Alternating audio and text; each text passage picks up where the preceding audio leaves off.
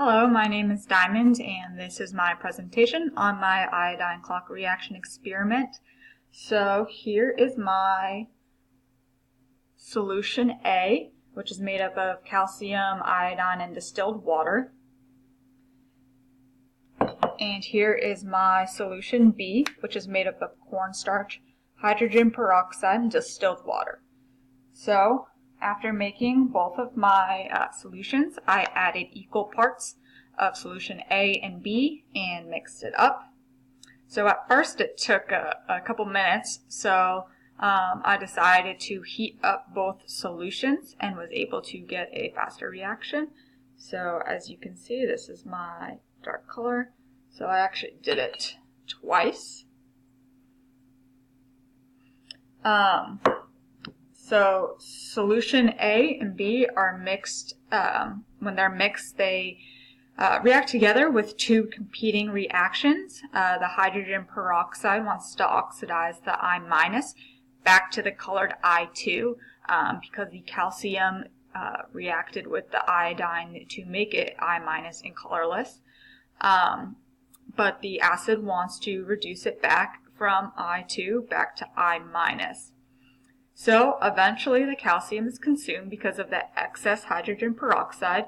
So the I2 starts to accumulate, and the I2 and the I- together with the starch creates this blue color of the solution of triiodine and starch.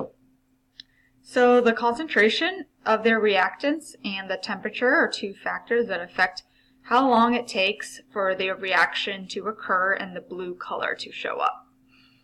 So to increase the speed of reaction, you could add more hydrogen peroxide or iodine, and by adding more calcium, the reaction will take longer. To make mine go faster, like I said, I thought it wasn't going to work, so I decided instead of adding anything, I put both solutions into the microwave for about a minute. I didn't take the temperature, which in hindsight I kind of wish I did, but it made the blue color show up in about 30 seconds, which originally it took about 2 minutes, to the point where I thought it wasn't going to react. So a clock reaction is any chemical reaction where there is no visible changes for a period of time and then a sudden change happens unexpectedly. So this iodine clock experiment had two colorless mixtures, A and B, and then when added together, they formed a dark blue solution. So in summary, adding solution A and B together created competing reactions that resulted in the triiodine solution with the starch. In most reactions, higher concentration of the reactants, higher temperature, and the presence of a catalyst create a faster reaction. So this was evident in my experiment.